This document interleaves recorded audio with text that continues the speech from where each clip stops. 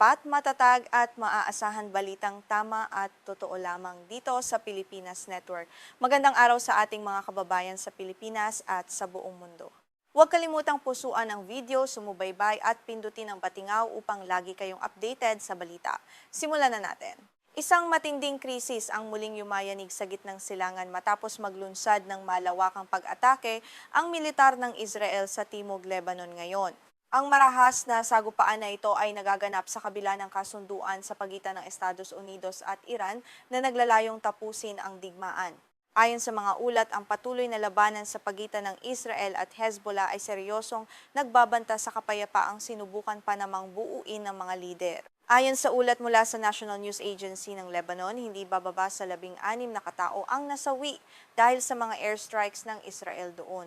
Sa kabilang banda, kinumpirma ng militar ng Israel na 4 sa kanilang mga sundalo, kabilang ang isang lieutenant colonel, ang napatay sa gitna ng matitinding labanan sa Timog Lebanon. Ang mabilis na pagtaas ng bilang ng mga nasawi ay nagpapakita ng lumalalang sitwasyon sa rehiyon. Nangangamba ang mga eksperto na ang patuloy na labanang ito ay maaaring tuluyang sumira sa bagong pirmadong kasunduan ng magkabilang panig. Ang naturang kasunduan ay nananawagan para sa agarang pagtigil ng lahat ng operasyong militar sa lahat ng frente, kabilang na ang Lebanon. Nilalayon din itong tiyakin ang integridad ng teritoryo at soberanya ng bansang Lebanon, ngunit ang kasalukuyang opensiba ng Israel ay sumasalungat dito. Ang layunin ng kasunduan ay wakasan ang digmaan at muling buksan ang Strait of Hormuz para sa internasyonal na pagpapadala ng mga kargamento sa buong mundo. Bukod dito, layon din nitong ibalik ang Amerika at Iran sa hapag ng negosasyon hinggil sa nuclear program ng Tehran. Matatandaang ang mahigpit na kontrol ng Iran sa naturang kipot ay halos nagpatigil sa daloy ng langis sa buong mundo na nagdulot ng krisis sa enerhiya. Inihayag ni US President Donald Trump na nilagdaan niya ang kasunduan upang maiwasan ang isang matinding kalamidad sa ekonomiya ng Amerika sa hinaharap. Ang digmaan ay nagdulot ng biglaang pagtaas ng presyo ng langis, nagbigay ng takot sa mga financial market at nagbunsod ng mataas na inflasyon. Sa pamamagitan nito, umaasa ang Administrasyong Trump na mapabababa ang presyo at maibabalik ang katatagan sa ekonomiya. Agad namang naramdaman ang positibong epekto ng kasunduan sa sektor ng enerhiya sa buong mundo. Ayon sa pamahalaan ng Estados Unidos, mahigit 12.5 milyong bariles ng langis ang matagumpay na dumaan sa Strait of Hormuz noong gabi ng Miyerkules. Ang mabilis na pagbabalik ng operasyon sa mahalagang rutang ito ay nagbigay ng panandaliang ginhawa sa mga bansa na umaasa sa supply ng langis mula sa gitnang silangan. Gayunpaman, may malaking balakid sa pagpapatupad nito dahil ang Israel at ang grupong Hezbollah ay hindi bahagi ng kasunduang nilagdaan ng US at Iran ngayon. Ibig sabihin, walang direktang obligasyon ang dalawang naglalabang panig na sumunod sa mga tuntunin nito. Ang komplikasyong ito ang nagiging dahilan kung bakit patuloy ang pag-atake ng Israel sa Timog Lebanon na nagiging sanhi ng pangamba na ang kasunduan ay mauwi sa wala. Iginigiit ng pamahalaan ng Iran na dapat tuluyang iwanan at iurong ng Israel ang mga puwersa nito mula sa bahagi ng Timog Lebanon na kasalukuyan nitong sinasakop ng marahas. Subalit ang nakababahala ay hindi tahasang isinama ang partikular na kahilingang ito sa pinal na kasunduan. Ang kakulangan ng malinaw na probisyon sa pag-atras ng militar ng Israel ay nagiiwan ng malaking puwang upang ipagpatuloy ang kanilang madugong labanan.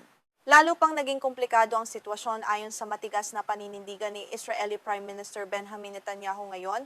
Sa harap ng kagaping halalan sa kanilang bansa sa huling bahagi ng taong ito, tahasang tumanggi si Netanyahu na iurong ang kanyang mga tropa. Sinasabi niyang mananatili ang militar ng Israel sa Lebanon hanggat hindi ganap na nawawakasan ang banta mula sa Hezbollah na nagpapakita ng walang balak sumuko. Samantala, hayagang binatikos ni US President Donald Trump ang mga huling hakbang ni Netanyahu sa Lebanon. Sa isang pahayag bago pa man lagdaan ang kasunduan sa Iran, ipinaalala ni Trump na kung wala ang tulong ng Estados Unidos ay hindi makatitindig ang Israel bilang bansa. Idinagdag pa niya na bagamat maganda ang kanyang relasyon kay Netanyahu, kailangan na nitong maging mas responsable pagdating sa mga desisyon nito sa Lebanon. Ang muling pag-init ng labanan sa Lebanon ay nagbunga ng agarang epekto sa diplomasya ng dalawang bansa. Ang nakatakdasa ng pag-uusap sa Switzerland sa pagitan ng Iran at Estados Unidos upang talakayin ang pangmatagalang pagtatapos ng digmaan ay opisyal nang ipinagpaliban. Ang pagkaantalang ito ay nagpapakita kung paano naaapektuhan ng mga kaganapan sa larangan ng digmaan ang mga pagsisikap na makamit ang diplomatikong solusyon. Dahil sa pagkaantala ng usapan, ipinagpaliban din ni US Vice President J.D. Vance ang kanyang binalak na paglalakbay patungong Switzerland kung saan siya sana ang mamumuno sa delegasyon ng bansa. Bagamat idinahila ng White House ang mga isyong lohistikal, malinaw sa mga ulat na ang tunay na dahilan ay ang lumalalang karahasan. Ang desisyong ito ay nagpapakita ng bigat ng sitwasyon na hindi basta-basta maiiwasan ng diplomasya. Ayon sa ulat ng Al Mayadeen, isang pan-Arab satellite channel na may ugnayan sa Hezbollah, nagpasya ang Iran na huwag munang ipadala ang kanilang delegasyon sa Switzerland ngayon. Ginawa ito bilang protesta sa patuloy na kampanyang militar at pambobomba ng Israel sa Timog Lebanon. Ang hakbang na ito ng Iran ay nagpapatunay na ang sitwasyon sa Lebanon ay direktang nakatali sa tagumpay ng anumang negosasyong pangkapayapaan.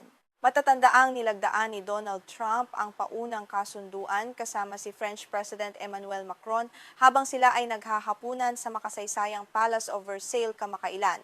Ang kasunduang ito ay agad na ipinatupad upang mabilis na maibsan ang tensyon sa ekonomiya at enerhiya. Gayunpaman, ang mabilis na pagpapatupad na ito ay tila hindi naging sapat upang mapigilan ang muling pagsiklab ng labanan sa Timog Lebanon. Kasunod ng pagpirma sa kasunduan, agad na inalis ng Estados Unidos ang blockade nito na nagpahintulot sa mga oil tanker na malayang makadaan sa Strait of Hormuz pagkatapos ng ilang buwang pagkaantala. Ngunit sa kabila nito, ang kasunduan ay umani ng matinding kritisismo sa loob mismo ng Amerika. Ilang mambabatas kabilang ang ilang Republikano sa Kongreso ang nagpahayag ng matinding pangamba sa naging desisyong ito. Nangangamba ang mga kritiko na labis na nagbigay ng pabor ang Washington sa Iran sa pamamagitan ng pag-alis ng mga parusa o sanksyon sa kanila. Bukod dito, pinupuna rin ang posibilidad ng paglikha ng isang pondo na nagkakahalaga ng 300 bilyong dolyar upang tulungan ang Iran sa muling pagpapatayo. Para sa kanila, ang mga konsesyon na ito ay masyadong malaki at maaaring magpalakas pa lalo sa impluwensya ng Iran. Sa panig naman ng Iran, tila sinuportahan ng kanilang supreme leader na si Ayatollah Mojtaba Khamenei ang direktang pakikipagnegosasyon sa kaaway. Sa isang pahayag na inilabas ng state media, sinabi niya na ang harapang pag-uusap sa hinaharap ay hindi nangangahulugang tatanggapin na lamang nila ang opinyon ng kanilang kaaway. Ang pahayag na ito ay naglalayong pakalmahin ang mga radikal na grupo na tutol sa pakikipag-usap. Ito ang kauna-unahang reaksyon ni Khamenei sa kasunduan na nakikita ng marami bilang isang malaking pagbabago sa patakaran ng Iran sa ngayon. Matagal nang tinutulan ng mga hardliner, partikular na ng kanyang ama na dating supreme leader, ang direktang pakikipag-usap sa US matapos umatras ang Amerika sa 2015 nuclear deal.